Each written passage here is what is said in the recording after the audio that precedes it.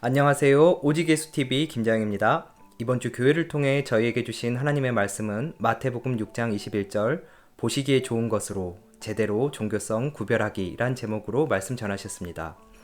내 보물이 있는 그곳에는 내 마음도 있느니라. 마태복음 6장 21절 말씀. 오늘의 설교 목적입니다. 종교성과 영성이 어떻게 다른가?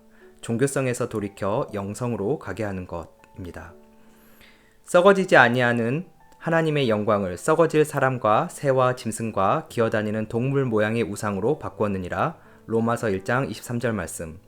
형제들아, 내가 이것을 말하노니 혈과 육은 하나님 나라를 이어받을 수 없고 또한 썩는 것은 썩지 아니하는 것을 유업으로 받지 못하느니라. 고린도전서 15장 50절 말씀. 자기의 육체를 위하여 심는 자는 육체로부터 썩어질 것을 거두고 성령을 위하여 심는 자는 성령으로부터 영생을 거두리라. 갈라디아서 6장 8절 말씀입니다. 성경은 썩어질 것과 썩어지지 않을 것을 분명하게 구분하고 있습니다. 혈과 육은 우리 육신입니다. 육신은 하나님 나라를 이어받을 수 없다고 합니다. 썩는 것은 썩지 아니하는 것을 유업으로 받지 못한다고 합니다. 결국 썩어 없어질 것이 육체라면 하나님 앞에 설 때 나의 존재는 무엇으로 나타낼까요?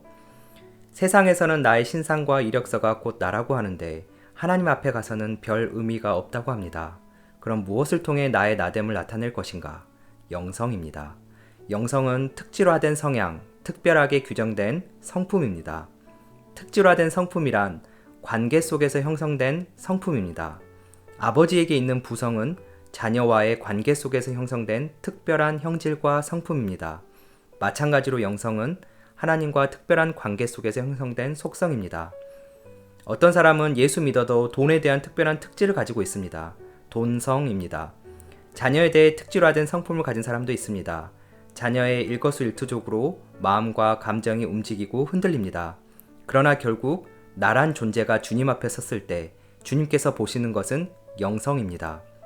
하나님과 관계 속에서 남아있는 것, 즉 영성만 보신다는 것입니다. 그래서 이 코로나19 시대에 로컬 텍트, 즉 특정한 지역에서 특정한 사람이 대면하여 교제하고 함께 예배하도록 하라는 지혜를 주셨습니다. 최소 3가정에서 5가정이 함께 모여 예배를 드립니다. 교회가 이 로컬 텍트를 신경 쓰는 이유는 영성 때문입니다. 우리는 혼자 예수님을 잘 믿을 수 없기에 하나님과의 관계가 손상되지 않도록 함께 모여서 하나님과 관계를 끊임없이 확인하기 위함입니다. 사도행전 시대에 예수를 따르는 제자들이 그랬던 것처럼 우리는 무엇인가에 골똘하면 그 시간 동안 주님을 찾지 않습니다. 하지만 24시간 주님 생각하고 싶어요 라고 고백하는 것이 놀라운 은혜입니다. 공부를 하든 일터에 있든 누굴 만나고 어떤 시간이든 주님으로 보는 안목이 열려야 한다고 올려드리는 것, 나는 주님에 의해 마음이 정돈되어야 한다고 올려드리는 것이 영성입니다. 삶 속에서 주님과 실제 관계를 맺고 돌이켜 주님을 바라보던 특질화된 속성이 영성입니다. 그래서 순종이 제사보다 낫다고 하는 것은 결국 주님 앞에 섰을 때 나의 나됨으로 순종만 남기 때문입니다.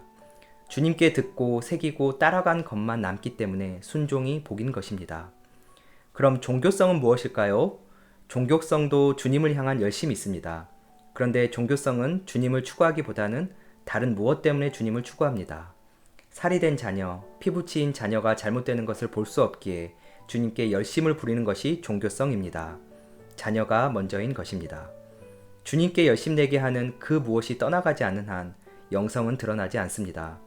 종교성이 무너질 때만 하나님을 대면할 수 있고 그분의 은혜가 임하는 것을 볼 수 있습니다. 우리는 왜 십자가 너머로 가야 할까요?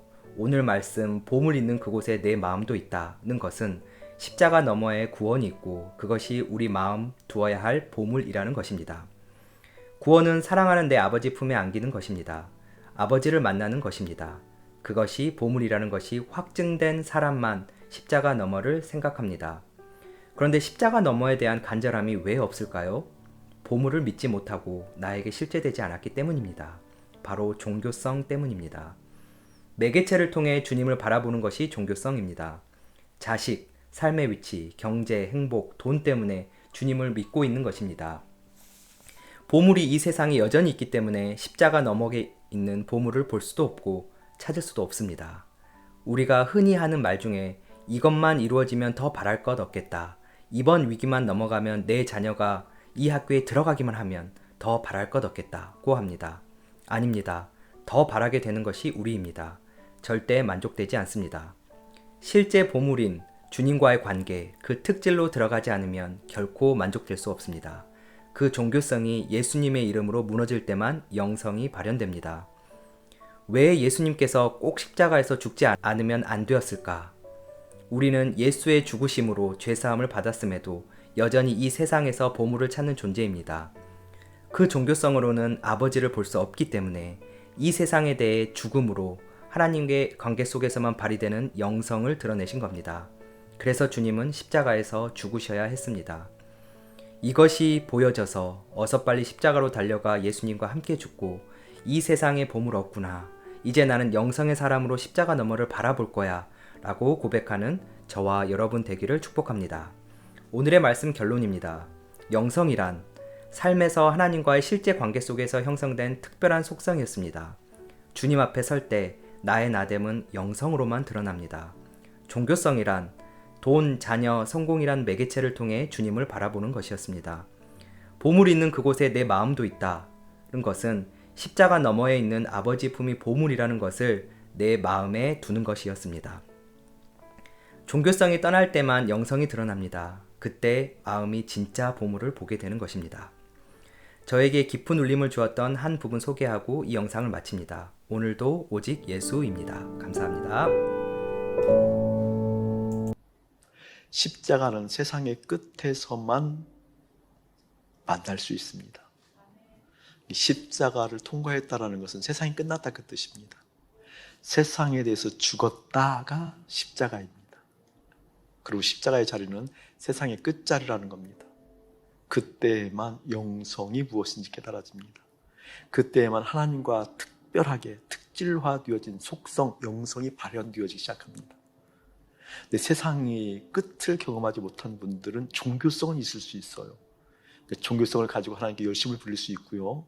종교성을 가지고 모든 믿음의 모양은 다 드러낼 수 있습니다. 열심, 기쁨, 무엇인가 성취 다 느낄 수 있습니다. 왜? 매개체 되어진 그걸 통해서 기쁘고 성취가 있으니까. 그러나 영성, 그것은 남아있지 않습니다. 마지막 남는 것은 영성만 남습니다.